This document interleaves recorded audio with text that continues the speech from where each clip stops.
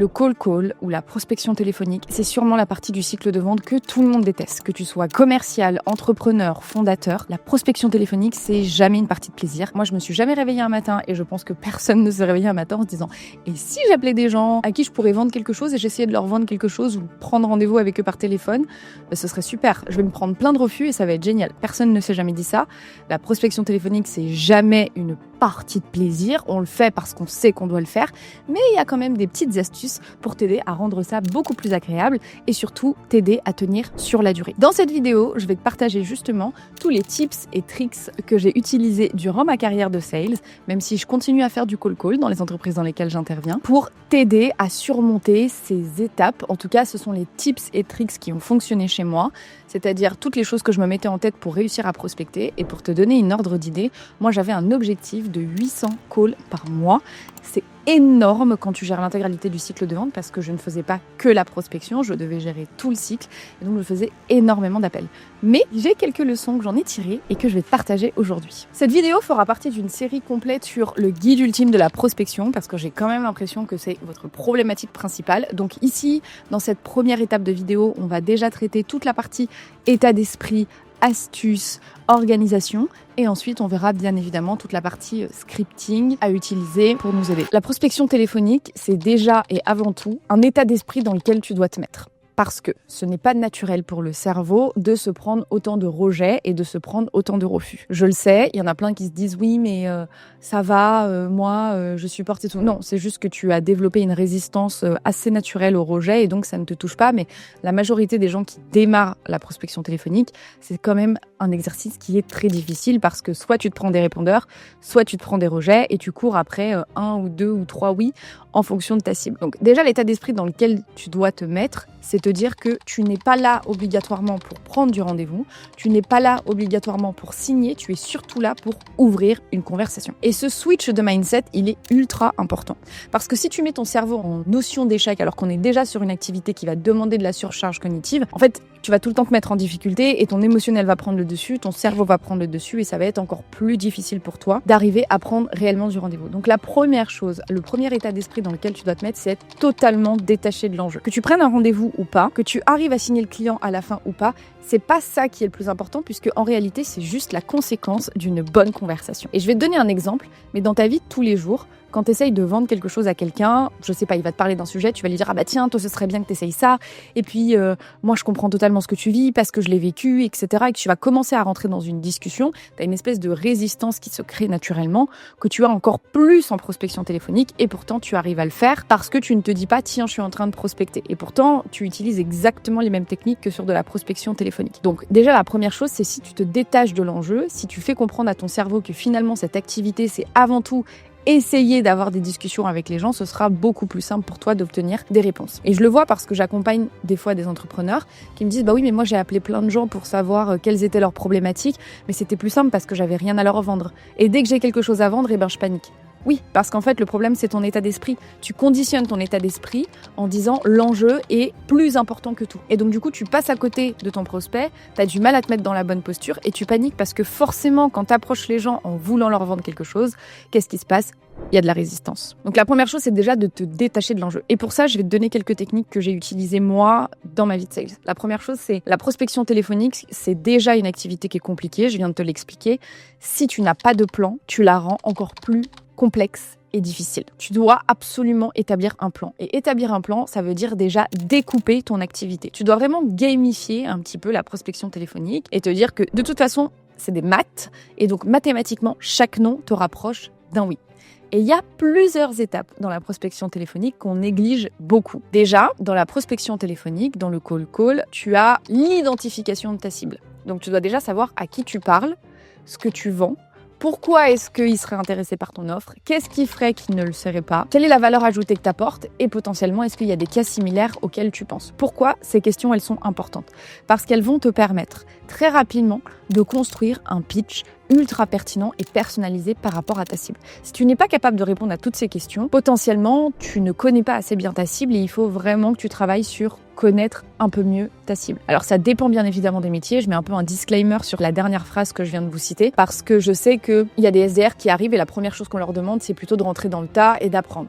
La problématique de ça, c'est que bien évidemment, on crame des prospects parce que c'est jamais une activité facile et que les gens nous disent juste vas-y prospecte, mais personne nous explique vraiment comment faire. Même chose pour les entrepreneurs. Donc déjà, la première étape, c'est découpe un petit peu ton activité. La première chose, c'est identifie ta cible. Une fois que tu sais ce que tu vends et que tu sais à qui tu le vends, la question c'est où est-ce que tu peux trouver ces prospects-là et où est-ce que tu peux trouver ces numéros de téléphone-là.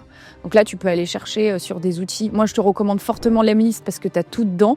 Tu vas avoir l'adresse email, le numéro de téléphone, le LinkedIn. Et en plus, maintenant, si c'est connecté à ton CRM, tu peux automatiquement aller chercher les autres personnes. Donc, si tu fais de la prospection téléphonique sur du grand compte ou sur des entreprises qui ont plusieurs décisionnaires, tu vas pouvoir scraper directement tous les décisionnaires et les rentrer dans ton CRM en un clic. Donc ça, c'est ce que je te recommande si tu fais de la vente un peu complexe ou si tu as besoin de récupérer des données. Déjà, c'est être bien équipé. Donc, tu as Lemlist. Moi, c'est ce que je te recommande parce que tu as tous les numéros de téléphone. Donc, trouve les numéros de téléphone, rentre-les dans le CRM et après, prépare-toi une liste. Moi, ce que je faisais chez HubSpot, et c'est ce que je vous recommande de faire, c'est que je créais des listes par thématique. C'est-à-dire, soit je fonctionnais par ce qu'on appelle des ICP, donc des Ideal Customer Profile. Donc, en gros, c'est une cible, tout simplement. Donc, je vais avoir que des directeurs commerciaux, que des directeurs marketing, que des CEO, que des DSI, que des opérationnels. Et je vais vraiment diviser ma prospection par cible. Donc, c'est vraiment la chose que je vous recommande le plus, c'est diviser votre prospection par cible. Pourquoi ? Parce que ça va vous permettre de n'apprendre qu'un seul discours. Et une fois que vous avez appris qu'un seul discours, et bien forcément, plus vous le refaites, plus vous le répétez, plus vous devenez meilleur et donc plus vous masterisez ces différents types de cibles. Donc si vous avez plusieurs cibles, c'est vraiment ce que je vous recommande. Ça, c'est la première manière de segmenter. Je le faisais aussi parfois par industrie. Donc par exemple, je vais cibler que des directeurs commerciaux, mais d'industries différentes. Donc je vais avoir du service, je vais avoir de l'énergie, je vais avoir du SaaS, je vais avoir de la technologie. Donc en fonction des cibles, je vais segmenter par industrie. Ça, pareil, ça va me permettre d'avoir un discours similaire puisque je vais uniquement appuyer sur les acteurs du secteur et des références. Tu peux également le faire par problématique. Donc parfois, je le faisais aussi par concurrent. Quand je travaillais chez HubSpot, notre plus gros concurrent, c'était Salesforce et des fois, je me faisais des sessions de prospection à aller chercher uniquement les personnes qui étaient déjà clientes chez Salesforce pour les ramener chez HubSpot ou leur vendre une solution complémentaire. Et c'était beaucoup plus facile pour moi parce que je savais que là, mon objectif, c'était juste de déloger Salesforce et c'était la porte d'entrée par laquelle j'allais passer. Et ça me permettait quoi ? Ça me permettait d'éviter de réfléchir et de réadapter mon discours à chaque fois. Donc ça, c'est ma première astuce, première technique. Segmente ta base, soit par cible, soit par industrie, soit par problématique similaire. Je pouvais le faire également pour toutes les entreprises qui n'avaient, par exemple, pas de funnel de lead. Et donc, dans ce cas-là, je me concentrais sur la partie marketing de HubSpot. Une autre astuce, c'est de te mettre des créneaux dans ton agenda, bien évidemment, mais donc en lien avec ces différentes cibles et cette différente segmentation. Et enfin, en fonction de ça, la dernière étape à faire avant même de commencer la prospection téléphonique, c'est déjà de te mettre dans une posture mentale, un discours, donc c'est-à-dire que tu ouvres un petit peu tes bras, tu essayes de t'entraîner, d'articuler, d'accord ? Détache-toi de l'enjeu. Au pire, qu'est-ce qui se passe ? Elle te dit non, tu vas pas mourir, elle t'oubliera au bout de 5 minutes, la personne au téléphone. Prépare tes onglets directement et surtout, n'hésite pas à faire un petit tour sur le LinkedIn avant. Donc, il y a vraiment toute une étape de préparation qui est super importante et d'organisation. Et surtout, ça sert à rien de te mettre des créneaux de prospection de 4 heures. Ça n'a aucun sens. Personne ne tient 4 heures de suite en prospection. C'est infernal, c'est pas un exercice facile. Donc, pour ça, ce que je te recommande, c'est mets plutôt des petits créneaux de à peu près 1 heure, 2 heures maximum, mais plusieurs fois dans la journée. Le deuxième aspect de la prospection téléphonique, au-delà de l'état d'esprit, maintenant tu sais préparer, tu sais comment t'organiser sur ta prospection. Le deuxième aspect, c'est utilise des KPI, des Key Performance Indicators, autrement dit des chiffres clés, des indicateurs clés. Si tu ne mesures pas ta prospection téléphonique, pourquoi t'en fais ? Parce que tu ne sauras pas exactement là où tu dois t'améliorer. Donc on le sait, essaye de mesurer combien de personnes est-ce que tu dois préparer en termes de ciblage pour pouvoir réussir à avoir au moins un décroché. Et multiplie ça par le nombre de décrochés souhaités. Ensuite, multiplie le nombre de personnes que tu dois contacter et qui doivent décrocher. Donc tu peux faire un test sur 50 appels par exemple, regarde le pourcentage de décrochés si c'est la première fois que tu prends ton téléphone et analyse cette statistique. Dis-toi, ok, si j'ai 10% de décrochés, ça veut dire qu'il faut que je prépare potentiellement 150 personnes. Sur ces 150 personnes que je vais appeler, je vais finalement en avoir que 15 qui vont répondre et sur ces 15 personnes qui vont répondre, avec combien je vais avoir une vraie conversation. Donc il faut vraiment que tu aies des chiffres sur chacune des étapes du cycle de la la prospection pour t'aider à savoir exactement là où tu dois mettre tes efforts. C'est super frustrant quand tu appelles des gens et qu'en fait tu te rends compte que tu n'arrives pas à avoir des rendez-vous mais tu n'as aucune idée de quand est-ce que tu vas avoir un rendez-vous. Et la prospection et la vente en général, c'est des maths. Plus tu appelles de gens, plus tu te rapproches d'un oui. C'est statistique bien évidemment.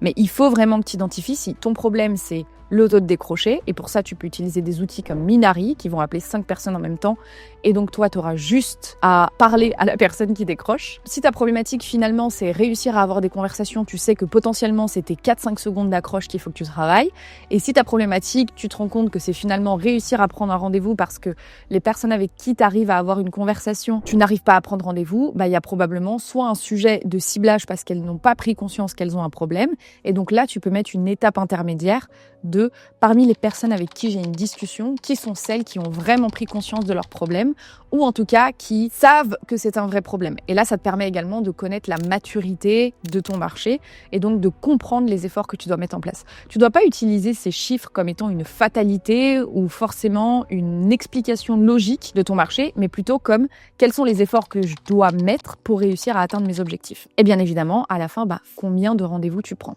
Et tu vas vraiment partir de la fin. Ton objectif, quand tu fais tes calculs et ton organisation, une fois que tu as déjà établi ces chiffres pour la première fois, je pars vraiment du principe que tu démarres la prospection téléphonique dans ce guide parce que le but, c'est que ça s'adapte aux juniors, mais aussi aux seniors. Tes seniors, tu fais déjà de la prospection depuis longtemps, utilise et suis des chiffres. Pourquoi ? Parce que ça va vraiment te permettre de te concentrer uniquement sur l'effort et pas seulement sur la finalité. Et comme je le disais au début, il faut vraiment que tu te détaches de l'enjeu. Et pour te détacher de l'enjeu, il faut que tu comprennes combien d'appels tu as besoin de faire pour finalement réussir à signer un deal. Et donc là, à chaque fois, tu vas savoir que là, tu es à 200 appels semaine. Et tu sais que si tu en rajoutes 100 de plus, forcément, statistiquement, tu vas prendre un meeting. Et ça va beaucoup plus te motiver. Je sais que parfois, il y a des périodes où c'est un petit peu plus difficile, mais sachez que quand vous analysez pas ces chiffres-là, vous êtes déjà en train de vous pénaliser pour la suite parce que vous envoyez un signal à votre cerveau de « laisse tomber, ça marche pas, je patauge dans le vent, c'est super difficile ». Et plus vous dites ça à votre cerveau, plus il va s'auto-saboter et plus vous allez vous mettre dans des mauvaises conditions. Donc la base des bases, donc les fondamentaux de la prospection téléphonique, c'est déjà changer un petit peu la posture. On le verra dans les prochaines vidéos, mais la tonalité, ce que tu dis, la manière dont tu dis les choses a beaucoup plus d'importance que finalement ce que tu dis en tant que tel. C'est vraiment cette question de tonalité. Si tu es souriant au téléphone, si tu es super ouvert, si tu es dans un bon état d'esprit, tu as beaucoup plus de chances de prendre un rendez-vous. Et je pense que tous ceux qui font de la prospection téléphonique pourront le confirmer. Mais en général, tu as souvent une histoire de série. C'est-à-dire que tu as pris un rendez-vous, bim, t'appelles, tu reprends un rendez-vous direct. Pourquoi ? Parce que tu as envoyé un signal positif à ton cerveau, tu t'es mis dans le bon état d'esprit et donc de ce fait, ton prospect le sent et tu arrives beaucoup plus à prendre du rendez-vous. Donc tu peux pas me dire là que ton état d'esprit n'a rien à voir avec ta performance en prospection téléphonique. Autre point, je l'ai reprécisé tout à l'heure, mais je vous le redis, ne vous fiez jamais uniquement sur une base de 20, 30 ou 40 appels. Minimum 1000 appels pour faire des conclusions hâtives. On ne fait pas des conclusions sur une toute petite base. C'est comme les scientifiques, ils vont pas prendre 5 personnes et ils vont se dire c'est bon, toute la population fonctionne comme ça. Non, ils prennent des panels larges. Plus tu prends un panel large, plus tu vas avoir une réflexion qui va être nuancée. Un dernier tips et tricks que je vous donne, c'est il y avait un petit jeu que je faisais qui était assez efficace, c'est-à-dire que je partais de ce que je gagnais quand je faisais mes chiffres, je le divisais par le nombre d'activités que je faisais, donc c'est-à-dire le nombre de démos, le nombre de rendez-vous, le nombre d'appels, le nombre de conversations que j'avais ou de mails que j'envoyais. Et en fait, ça me permettait de savoir exactement qu'à chaque fois que je décrochais mon téléphone, peu importe la finalité, j'avais déjà fait rentrer un certain nombre d'argent. Et donc moi, pour mon cas, c'était 68 €. Donc je savais qu'à chaque fois que je décrochais mon téléphone, je faisais rentrer dans ma poche 68 €. Parce que mathématiquement, basé sur les statistiques, je savais que si je continuais à faire ça, j'allais en avoir un qui allait être l'appel qui allait me faire gagner 3 000 ou 4 000 €. Mais si on divise ça par le nombre d'appels que je passais, finalement, chaque appel me faisait gagner 68 €. Et ce petit tricks mental me permettait à chaque fois de me dire, ok, décroche ton téléphone, là, tu as 68 balles. Redécroche ton téléphone, là, tu viens de faire 68 €. Et à chaque fois, ça marchait parce que je suivais mes chiffres, je suivais mes KPI et donc j'avais des bonnes statistiques. Il faut vraiment pas lésiner sur les chiffres. Et si vous êtes commercial et que votre entreprise ne vous a pas mis ça à disposition, re-regardez ma vidéo Mindset parce que n'attendez pas de vos managers de vous mettre ça en place. C'est vraiment à vous de prendre prendre juste un tableau Excel et de mettre nombre d'appels passés, nombre de conversations et juste de remplir à chaque session d'appel. Faites des barres même sur une feuille blanche à côté, mettez des trombones. La technique du trombone de un rien ne peut tout changer est très efficace.